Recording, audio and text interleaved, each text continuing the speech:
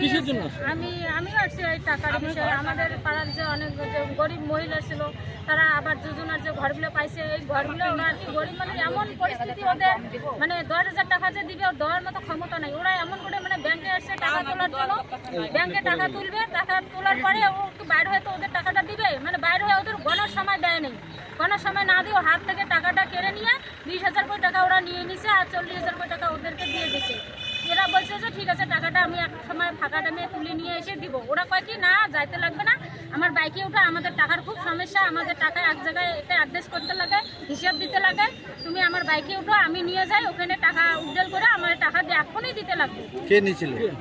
এটা আমার পাড়ার যে পঞ্চায়েত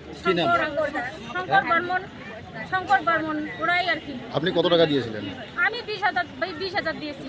মানে এমন গরিব লোক, এমন কারো কাছে যদি কেউ 10,000 টাকা দিচ্ছে, 15,000 ওরা জোর জবরদস্তি করে এই টাকা যদি না দাও তাহলে পরে কিস্তি আর পাবা না।